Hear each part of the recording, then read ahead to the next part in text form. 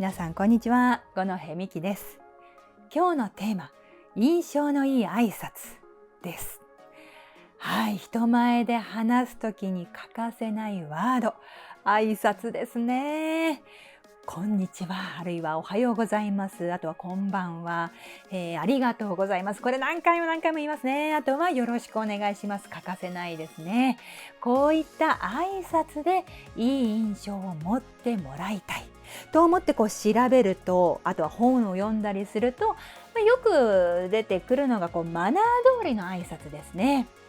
相手に視線を合わせる、背筋を伸ばす、腰から曲げる、ゆっくりと上半身を起こす、お辞儀の始めと終わりに相手とアイコンタクトを取る、実際にやってみるとこういう感じですね。この曲げながら1、2、3と数えていくと。これ実際は立ち上がって挨拶する方が正式ですので、今ちょっとこのソファーという環境で画角を調整するのが難しいので座りでやってますけれども、はい、マナー通りだとフォーマルな場面だとこういう挨拶がいいんですけれども、人前で話すときにいつもこれがいいかっていうとそうとも限らないですね。まずマナー通りの方がいい場面というのも、ご紹介しておきますと、例えば、飛行機の中でキャビンアテンダントの方がお客様に一斉に挨拶をするとき、本日のご搭乗誠にありがとうございますになりますね。実際は立ち上がってやりますよ。はい。あとは、面接の冒頭ですね。就職活動、大学受験、そういった時に〇〇大学3年の五戸美希と申します。よろしくお願いします。はい、こういうふうに分離式の挨拶をするのいいですし、あとはフォーマルなイベントの司会、シンポジウムとか行政主催の大規模なイベントだったりするとき、分離式の挨拶。本日はお忙しいところご来場いただきまして誠にありがとうございます。こんな風にですね、マナー通りにするという時、それが求められるシーンというのももちろんあります。で、マナー通りだと硬すぎるシーン、例えばこんな時ですね。会社の朝礼で挨拶をする時、結婚式でスピーチをする時、会食で乾杯の発声をする時、学校で保護者代表挨拶をする時、あとはプレゼンテーション。まとめるとですね、聞き手にリラックスしてほしい場面、肩肘張らずに聞いてほしいなというイベントだったり会だったり、あとは楽しんでもらいたいエンターテインメント要素がある、そういった時ですね。喋る側、話し手側が会場のイベントの雰囲気を作っていくので、リラックスしてほしいなっていう場面でありがとうございます。1、2、3だとちょっと硬すぎるということは結構ありますね。はい、今日はですね、こういった硬すぎないシーンでいい印象になる挨拶、おすすめの方法をご紹介していきます。スピーチトレーニング。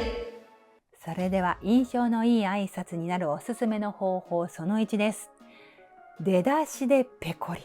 はい、これはですね、おはようございますと言ってからお辞儀をするという分離式じゃなくて、同時におはようございますという出だしでこうやってペコリをするという、パターンですね。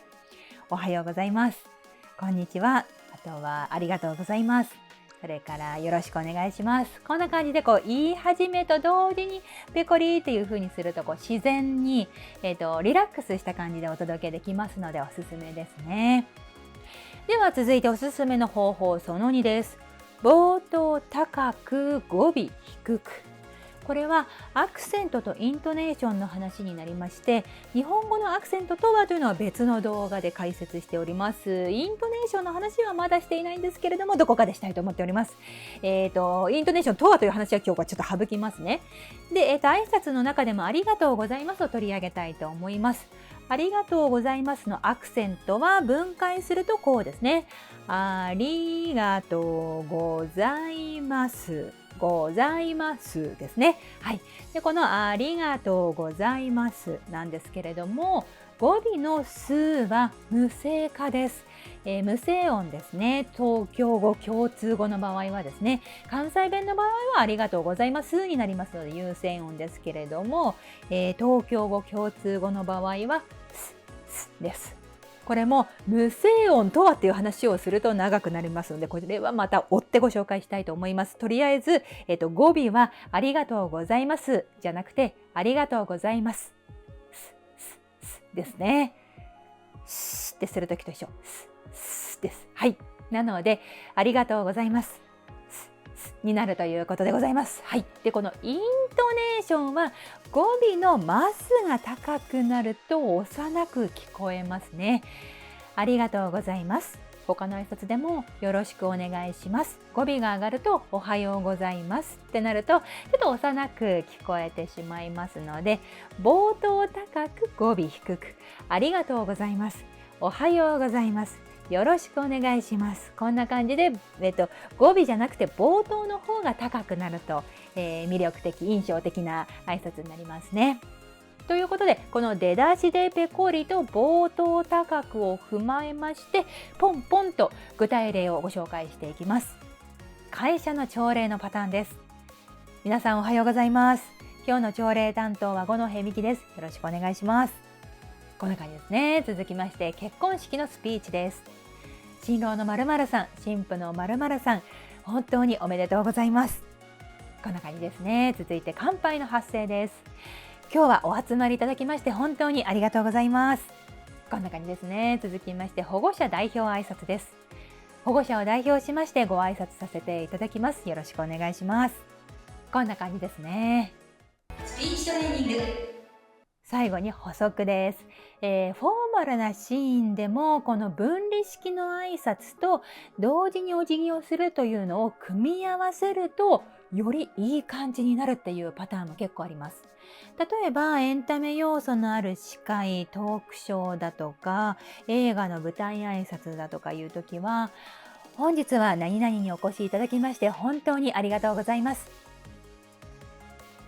司会を務めます五戸美希です。よろしくお願いします。こんな感じで、組み合わせるパターンですね。あとは就活で面接をするとき、冒頭はフォーマル、次は同時のペコリのパターンやりますね。〇〇大学から来ました大学3年五戸美希と申します。よろしくお願いします。ではおかけくださいって言われます。失礼します。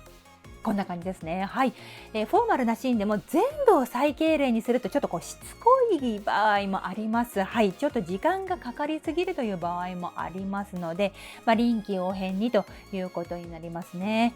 このありがとうございます、おはようございます。はい、特にこの冒頭を高く語尾低く、はい、これおすすめでございます。ぜひやってみてください。スピーチトレーニング。はい、五戸美希のスピーチトレーニング、メルマガやってます。